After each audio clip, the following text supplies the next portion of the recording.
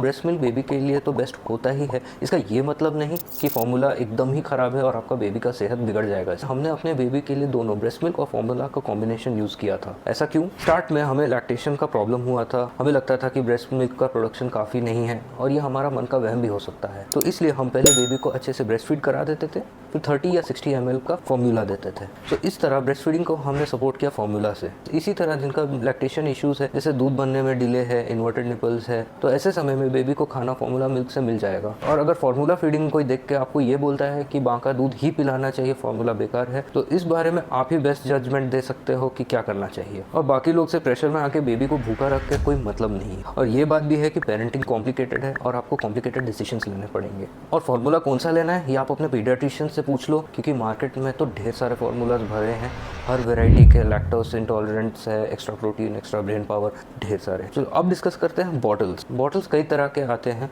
कोई भी baby product choose करने के पहले आप उसके मटेरियल पे जरूर ध्यान देना। बॉटल चूज करने के टाइम बस 2 ही रिक्वायरमेंट्स होते हैं। पहला तो वो स्टेरिलाइजेशन के टाइम मेल्ट ना हो और बेबी के लिए सेफ रहे। सबसे सेफेस्ट तो स्टेनलेस स्टील होता है, पर इसमें प्रॉब्लम क्या है कि मिल्क भरते वक्त और बेबी को पिलाते वक्त अंदर दिखता नहीं है, तो मिल्क कितना आया गया समझ में नहीं आ पाता है। दूसरा, ग्लास बहुत अच्छा मटेरियल है बट इसका टूटने का डर रहता है। तो नेक्स्ट सेफेस्ट बेट है पॉलीप्रोपिलीन के बॉटल्स, PP5 मटेरियल के। मैंने बेबी मटेरियल पे एक छोटा वीडियो बनाया है, डिस्क्रिप्शन में लिंक डाल देता हूँ। और बॉटल बड़ा ही ले, जैसे 250 ml का लेंगे तो बेटर है, क्योंकि स्टार्टिंग में 125 ml के बॉटल्स तो सफाइस हो जाते हैं, बट एक बार बेबी थोड़ा बड़ा होने लग जाता है, जैसे कि 4-5 महीने का हो गया है, तब आपको 150-180 ml तक का लग जाता है। फिर आपको वही प्रोसेस, इतने महंगे बॉटल्स वापस खरीदने पड़ेंगे। निपल साइज पे ध्यान देना, क्योंकि उनका फ्लो बेस्ड ऑन एज होता है, तो न्यूबॉर्न बेबी को लो फ्लो निपल लगेगा। एक बात मैं आपसे जरूर शेयर करना चाहता हूँ कि मुझे और मेरे दोस्तों को ये लगा कि फॉर्मूला देने के बाद बेबी थोड़ा ज़्यादा सेटिस्फाइड रहता है और आराम से सोता भी है। फीडिंग के बाद बेबी को बर्प या ढकार जरूर दिलाना, क्योंकि बेबीज मिल्क के साथ काफ़ी हवा भी खींच लेते हैं और ये गैस पेट में जाके अटक जाता है और जिसके कारण पेट में दर्द या डिस्कम्फर्ट बेबीज को होता है और इससे वो रोने लग जाते हैं। इसको कोलिक भी बोला जाता है। बेबी को बर्प या ढकार दिलाने के कई तरीके हैं, जैसे कि बेबी को गोदी में रख के उसका सर अपने कंधे में डाल के उसका पीठ हल्का सा थपथपाएं,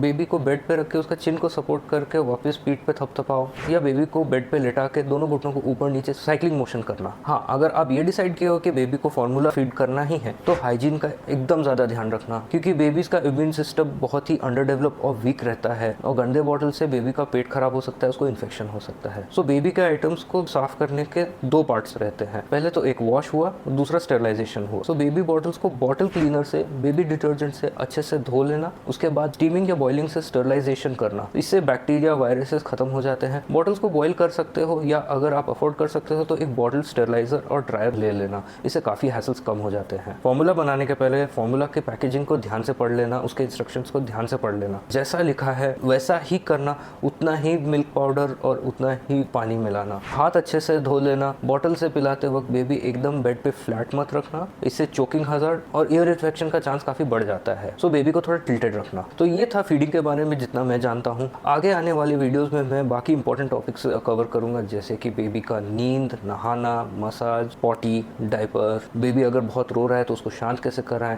बॉन्डिंग, सुरक्षा, इम्यूनाइजेशन और बहुत। अगर आपको कोई डाउट रहा है या आपको लगता है मेरे से कुछ छूट गया है तो आप कमेंट्स पे लिखना, मैं उसका ज़रूर जवाब दूंगा। Thank you and happy parenting.